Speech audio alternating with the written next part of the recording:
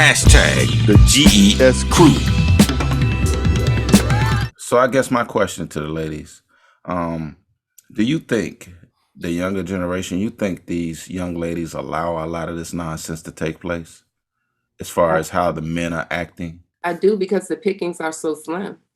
You know, there's not a Men lot of know that. options. Yeah, there's not a lot of options. So you tolerate just so that you have that connection with someone. And so I think there's just a lot of tolerance going on versus actually having the partner that you desire or having those expectations met. And then on top of that, I know that the tables are kind of turned. Back in the day, we had somebody that cleaned, we had somebody that bought them things, we had somebody that laid it down great, they had someone that had great oral sex, you know, they had all these plethora of women. Now the tables have turned. And so now the ladies are like, yeah, last night was great. Don't call me, I'll call you. And then if they didn't like that, if they wanted something else, somebody to crack their back, jerk their neck, all that type of stuff, then you go to that. That's what we have options. We too have options. And I think before, women were kind of, you know, try to be, you know, the perfect girlfriend or wife and all of that. Now it's just like, I don't give a damn. Like, take me as I am. But here's the thing. The younger generation, I'm like, what are y'all looking for in a relationship or a wife? Like back then, the guys wanted a beautiful woman, but she could cook, she could clean, you know, she would be a great mother. This younger generation, they can't cook, they're not gonna clean. It's like, well, what are they offering? Exactly. What are they offering? I wanted to revisit, because we skipped along a little bit. It was something that Candace said that I believe in. I think we're in a different era. I think maybe all of us, because a red flag for me, like she wants her doors open and all of that. I'm about that life. I feel like when you were a man, you should feel like you were a man. It shouldn't feel like you just out with somebody. You should feel protected and you should feel just comforted. So I don't, and I ain't gonna say not during the day, because I let people do what they do and then I evaluate.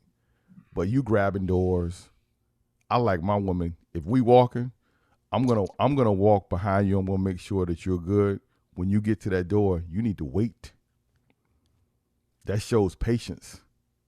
That shows me somebody willing to be receptive to what I got. But that means wait for, because I'm gonna open the door. It don't mean you grab the door. It don't mean you know, because in today's society, I know it's hard for women, because more and more now y'all are in a lot of different roles that our mothers, grandmothers from different generations weren't involved in. They weren't involved in these competitive environments on a daily basis. So sometimes it seems that you can have a real nice girl, but the switch can't turn off sometimes. But that's one thing that's a red flag for me. I need somebody that needs to be soft, and, you know, I mean, I want you not to be you want to be needed. Is that what? Not necessarily needed. But see, what's missing today are, you know, you hear everything. These kids, these women, these young guys, no gender roles. And mostly I hear that from the young women. To me, what's the point of having a man or a woman if there are no gender roles? That's why we're designed the way we're designed. So we need to act accordingly. We all have value. Men have value for what they do, and women have value. That's what makes it better when we come together. That's what complements the thing. Why would I want to be in a relationship with a small man, a small, pretty man, when I'm a heterosexual man? I don't want a woman that's acting like a man. And let me just say this. Natasha said, do you want to feel needed? I think most men in relationships do want to feel needed. They do. I hear I hear a lot of women in this time and era say, I don't need a man. But how many men do you hear say, I don't need a woman? So, you know, we want to feel needed. We want to feel desired, not necessarily needed. Women want to feel desired. When we say we don't need a man, I think most of the time we may be speaking from a wounded place. I think we're just speaking from a wounded place. And so therefore it's just saying, we've tried it. We depended on a man, and then this is what happened. So it's just like, I don't need a man. Do I want a man? Yeah. But do I need one? No.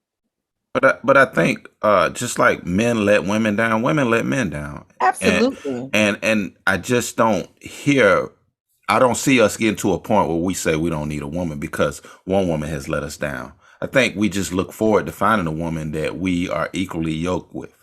I think y'all, by your actions, you say you don't need a woman. I was going to say, you don't verbally say it, your actions say it for you. Yeah. Elaborate on that. Yeah, elaborate on that. Elaborate.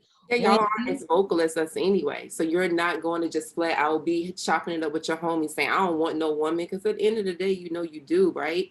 But your actions is going to show otherwise. You're going to take out on us things that maybe another woman did to you. And it's just like, boo, I didn't even know you when that woman did whatever she did to you. You're going to be more aggressive, less compassionate. It's just the way that you present with us when you guys operate from a wounded place. We'll verbalize our wounds, and you guys actually show your wounds through your actions. I was at Food Lion the other day. I was at Food Lion, and daughter went inside, and we saw the windows were down, and we saw these two guys talking. And so the guy was just like, yo, man, you know, how's your wife doing? He was like, that should get on my nerves. That's what he said, right? And so we, after that, and they laughed and talked about it, then he drove off. He said, well, let me go and take this stuff home. So we made up a whole scenario of when he gets home. That's what we did. We was just like, as soon as he get home, he can be like, hey, babe, what's up, babe? And after that, all of that, but he just said he can't stand, right? And so like she said, he may not verbalize that to her, but by his actions, meaning going out, staying out later, never coming home, or having extramarital affairs. Those are the things that says they don't need a woman. They don't need that woman. Gotcha. They need many women. Gotcha. Well, I think that works both ways. I think when you were talking about men bringing baggage in a relationship from another relationship, absolutely, we see that from women too, because a lot of times, and I worked in a field where it was women driven, so I would have many conversations, and a lot of women would give their all in a relationship and be like, I'm not doing that anymore. So what I see is you're allowing somebody to take power over you. You're allowing that person to change who you are. And then in the next situation, I don't actually, if I'm the person in that situation, get to meet the real you. And I think that happens with men and women. We send representatives. So when you go out on a date, the women, most of the time, definitely women, because men, most of the time, when they show up, that's who they are. That's just who they are. They don't have time for the games, all that. This is who I am. If I'm a t-shirts, jeans, or a hoodie, a sweatsuit, things, that's just who they are. When we show up, we send a representative. Most of the time, we send a representative for the first date, for the second date, for the third date. It takes us a minute to unravel, like until you see the bonnet, until you see, things of that nature, the no makeup, the no hair, things like that. But that's by default. I mean, that's our fault by showing up. Yeah, because you gotta think that man, when he sees you, that first impression is that lasting impression that he has of you, because he's thinking that, hey, this woman is like this all the time. Yeah. So when you come in and you like, all right, well, I got that bonnet on, and I'm like, hey, it's whatever. He like, hey, I don't know if I signed up with this for this. You're right.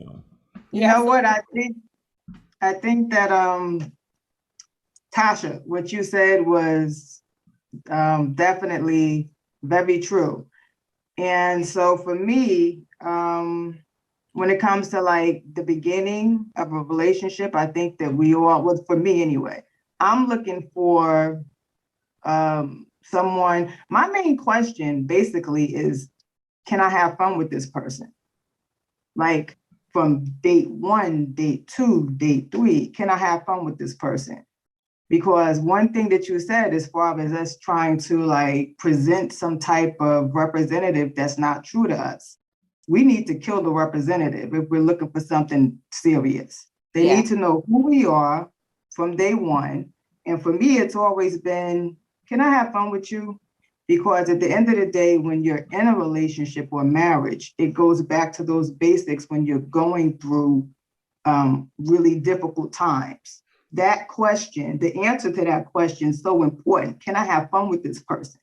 Right? When you're going through difficult times, you need to be with somebody that can kind of balance you out so that it all makes sense and that you can get through those difficult times throughout a long-term relationship. So Ronnie, I'm sorry. Yeah. Let me ask you this. So because every relationship is not for the long haul. Some are just, like you said, some are for the short fun, some are for whatever reasons that you as adults decide you want this relationship to be. So when, as a woman, typically, when do you decide this is someone I want to go further with, or this is, this is not going the way I thought. But this person is dope. This person is dope. Like, I want to have this person in my life, but they're not going to be the one I'm going to build this relationship with. Right. I'll tell them. Whenever that time happens, it's like you go out maybe 2 or 3 times and you see that, this guy's funny, but I really don't want to take it further. I just tell them, like, you're cool, and let's just be cool and stay friends. This isn't going to this isn't going down a relationship path, but let's keep having fun, and that's it. Just be honest. Now, let me tell you this. I'm glad you said it that way. So, end with fun. What does fun mean to women? Because I we've all been, like I said, been around long enough. When it turns from a romantic to a peer or friendship situation, when we having fun, when we go out, what's expected? Laughter. For me, it's like I know where he's going with this. I know what I'm saying. I know where he's going with this. From the standpoint, from a man's standpoint, that means my wallet just got dry. That's what it means. I'm just telling you. I'm just telling you. Okay, now because I can go out with my friends, they're gonna pay for their own drinks. Yeah, I mean, this is the thing. I take my friends out. Male, female, whatever groups, whatever. I will do that. But I'm just telling you, if a guy likes you and now you just put him in the glass box called the friend zone, his wallet just got dry. You're just like his boy. And that's fine. His pretty boy. Look. And that's what it is. And we make sure that is defined. And most of the time, when a woman puts you in a friend zone, hypothetically, I guess, ladies, you can back me up if this is true in your case. It's either breath stinks. There's no physical chemistry, or if by chance you have had the opportunity to test the merchandise, to test drive the car, if that ain't working right, or if it wasn't right, or if it wasn't big enough. So if they got a bad transmission. Okay, so this see, look. Yeah, but look. This is letting them down because you have some women that, okay, even if they know that guy is not gonna be that one that they really looking for something with, they might say, okay, well, you know what, I might kind of play with him a little bit, just let him go ahead on and kind of pay. Get a free meal. Yeah, maybe free it. No, it's women that do that. Right, it's women that do that. You know what I mean? So that's kind of the issue that you deal with when you out here, putting yourself out there as a man. You got to deal with that woman that if she not feeling you, if she may or may not tell you, but she's gonna try to put you in a position where, okay, well, hey, you got to do this or you got to do that. Like she kind of stringing you along in a sense to try to say, okay, well, yeah, all right, as long as I know he like me, I'm just gonna kind of play with him, see if I can get out of him.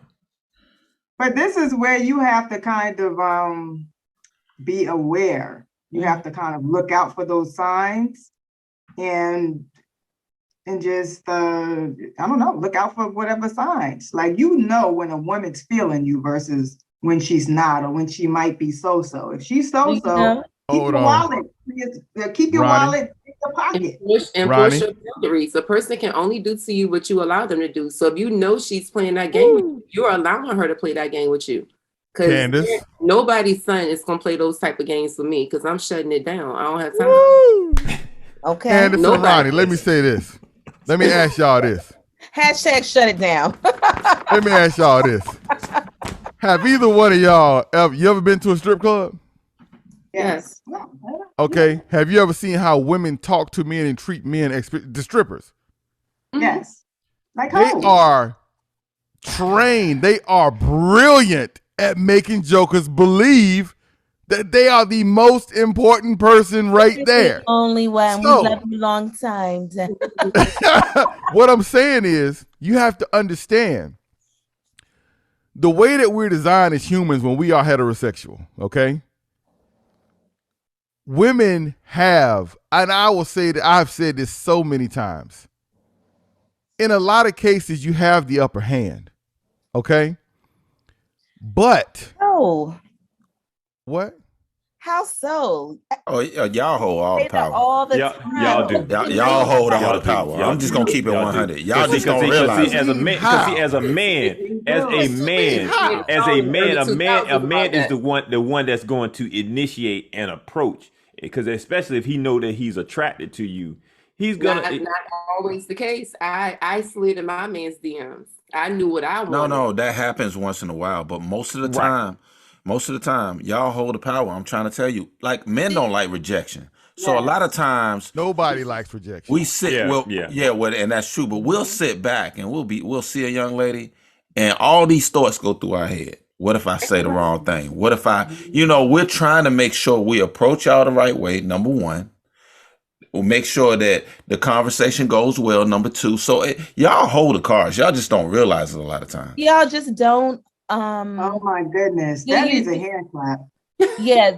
Do you not approach because you may be I don't want to say intimidated, because there are a lot of that's exactly what it is. We can be intimidated based on how you move, how you talk, how you carry yourself. Because a lot of times in our mind, based on situations that we've been through, we get intimidated because we're just like, are we ready for this situation? What is her expectations going to be? Just off the initial meet. And all these things go through our head. And I'm a very confident man. But I still, when I was dating and when I was in that world, would second guess myself when approaching a woman that I was attracted to. Hey, thanks again for watching today's episode. I hope you enjoyed it. If you like this week's episode, please check out some of our previous that may be here, or here. I'm not real sure. But anyway, please hit the like button, subscribe to the channel, and hit that bell notification. It'll let you know when we drop any other content. Until next week, peace.